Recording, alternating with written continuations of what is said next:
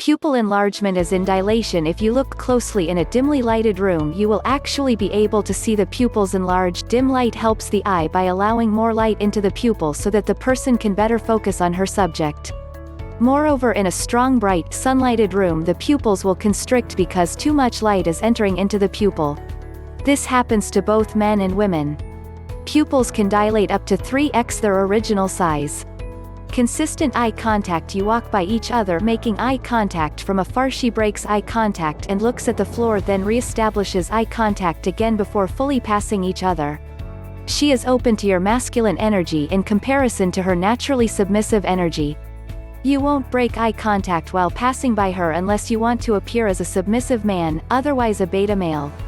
Genuine smiles. Women will wrap fingers around hair, subtle body scanning head to toe. She looks at your shoes. Higher pitched voice tone. Sexy molecules as in body pheromones which are released via armpits and crotch by both men and women. These are the same molecules that are responsible for synchronizing a dozen women while all on their menstrual cycles, and during that synchronization a dozen women become fertile at the same time for optimal breeding. Pheromones are legit, and more often than not you're simply not interested in someone. BC biologically you don't like the scent of those molecules. If they smell like a relative you wouldn't want to date your third, fourth cousin, or first cousin. BC inbreeding does not produce genetically strong children with impeccable immune systems. BC whatever your nose was reading didn't mesh well with your genetic material, therefore you are not fully in control of who you end up with at the end of the day. Truly we are just highly sophisticated mammals.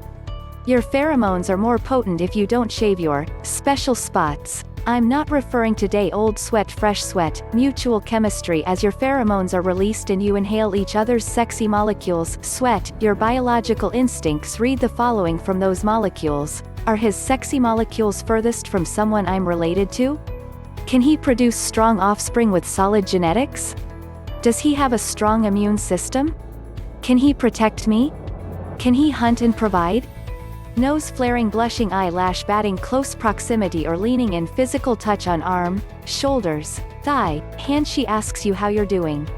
She uses her finger to caress her lips or plays with objects like necklace or fidgets. She gives you a double glance or can't stop staring, laughing at all your silly jokes even if they're not that funny. Adjusting her hair as in I'm running my fingers through my long mane, exposing her neck or wrists. Self-soothing body caressing as in your presence makes me nervous or aroused. The triangular gaze. She looks at your eyes, then her eyes drift down to your mouth and then back up to your eyes. She's thinking about what it would be like to kiss you. You'll notice that when someone is genuinely intrigued by you in conversation, their eyes generally will look back and forth between the left and right eye. Moreover, if you notice she's fixed on your left eye, keep in mind there is scientific evidence that while in conversation gazing into specifically the left eye is controlled by our right brain. The right side of the brain is responsible for emotions, whereas the left side of the brain controls our right eye, which is responsible for our motor functions. So if you want to connect to her on an emotional level, avoid the right eye and make a point to make zesty eye contact with her left eye, especially if you want to connect with her on an emotional level. If you want to fall in love, the left eye will create this loving bond all by itself. If you start to feel goosebumps and the hair on your arms begin to dance while your stomach curdles in nervousness and excitement, that's your brain giving you the feel-good drug dopamine. She will get the same dose. If the feeling is mutual, she may become territorial while in the presence of other possible suitors. She won't like hearing your thoughts about other women. In fact, she will go out of her way and make negative remarks about the other woman. She wants you all to herself and those other women are getting in the way of her target. She asks a lot of personal questions early on, but stay mysterious. Let her keep wondering. It creates intrigue. She pays for your admission or meal. Accept and be gracious. A good woman is one that won't always pin you with the whole bill or you go Dutch. She says your name a lot. She evaluates your clothing choices, so ditch the New Balance sneakers and t-shirts.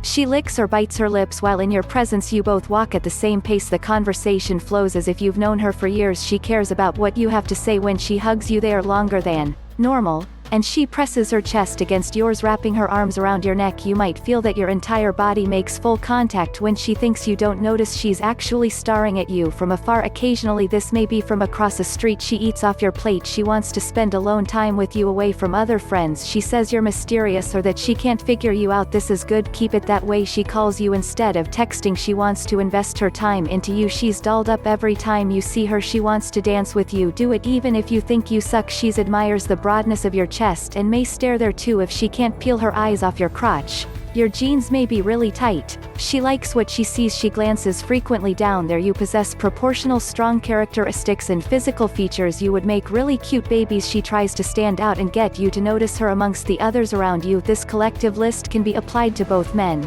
women, non-conforming, conforming genders.